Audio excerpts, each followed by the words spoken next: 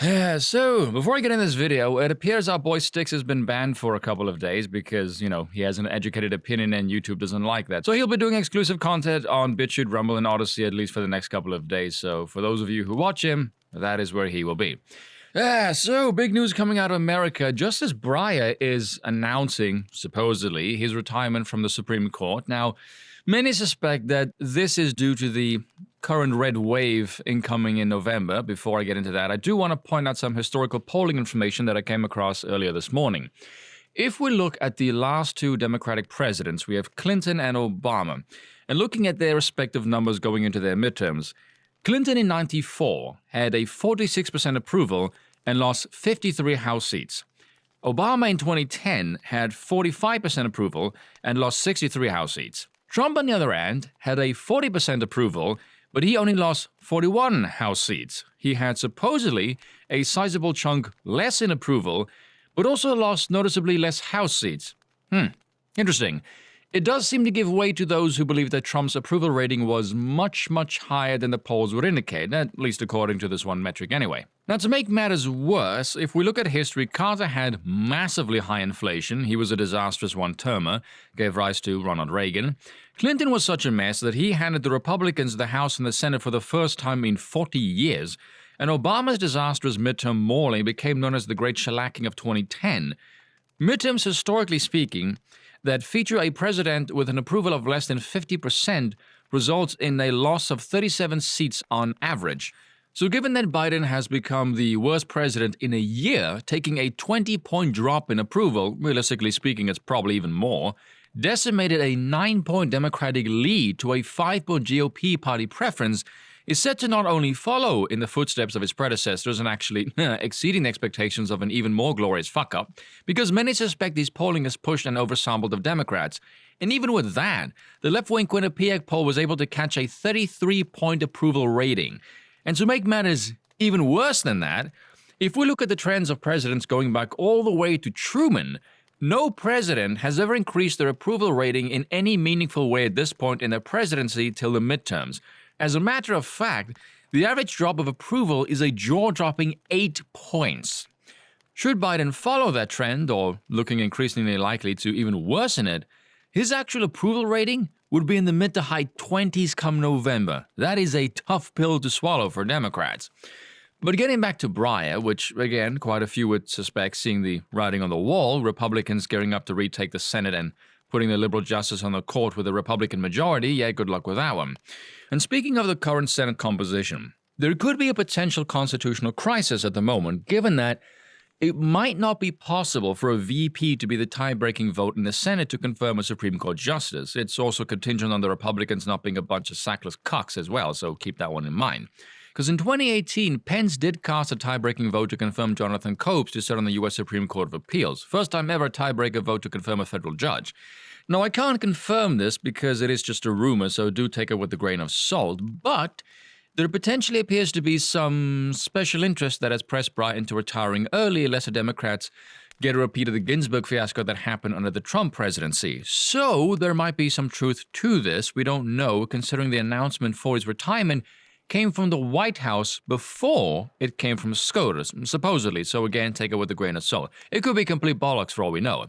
Not likely to change the political leanings of the court. He was a Clinton appointee after all. He tends to side more with the left-leaning ones anyway, so he will likely be replaced by someone on the same political leaning, probably even further left given the current administration. So given that Biden has, how can I say this politely, has the proclivity of choosing people to serve in political positions about as well as a dim-witted inbred meth head, and yes, that does describe his son rather well. And given that he said during the 2020 presidential election that he would nominate a black woman to the Supreme Court, that's likely going to be the case. You would think, given the fact that he's standing next to Kamala Harris, who has all the political finesse of a newborn calf on ice, that choosing a diversity hire for the Supreme Court turns out really fucking well. Look at Sotomayor, for example. Then again, Biden was never one to learn or remember anything given that he's near 80 years old anyway.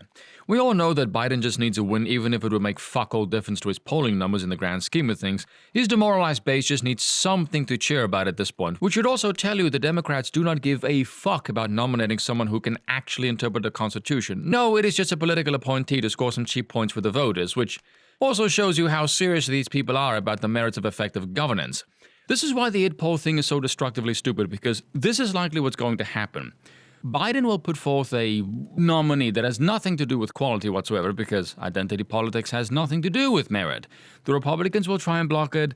The Democrats will harangue and call them racist.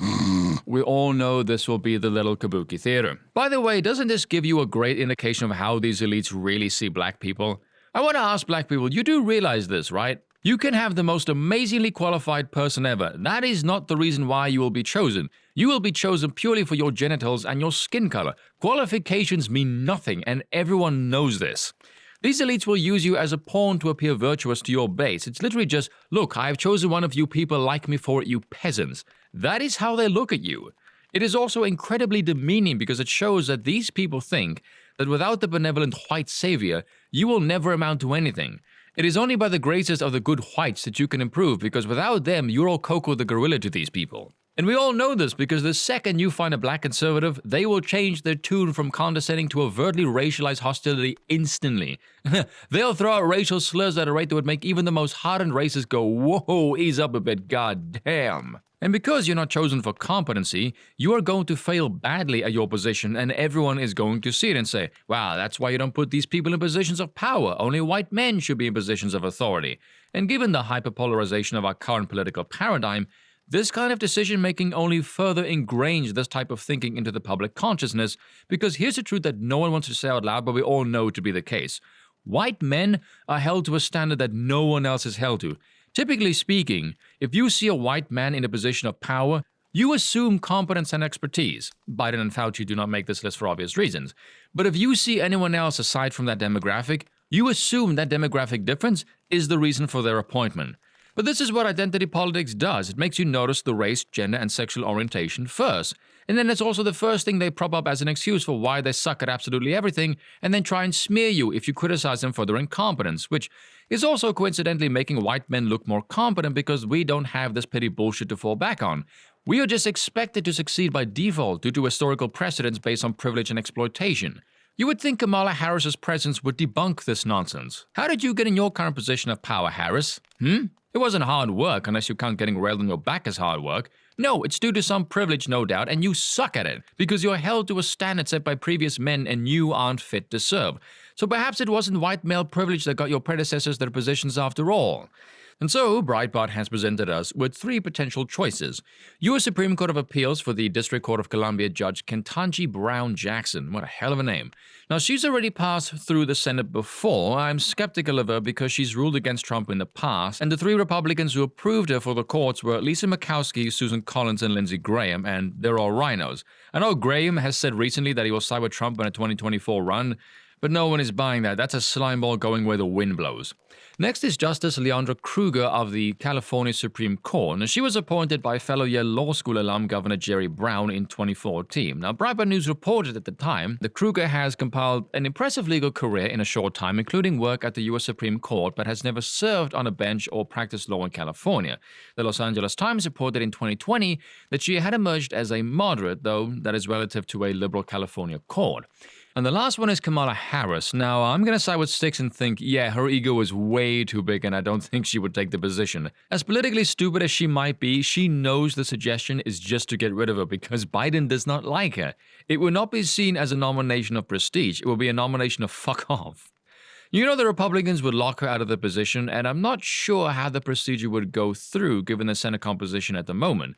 Apparently, though, should she be nominated, she would be the first Supreme Court judge to have failed the bar exam. So before even going into the position, she already has a record on her name, and not the good kind either. Unlike Justice Amy Coney Barrett, the latest court justice who graduated first in her law school class at Notre Dame. And given that Harris is this close to the White House standing next to the oldest president ever, I'm gonna take the gamble and say, nah, she sticks around. Besides, she has no hope in hell of ever getting this close to the presidency ever again. She will not be the Democratic nominee in 2024, and she won't be the V pick either. She will be lucky to have anything to do with Democratic politics after this election cycle. She is that hated.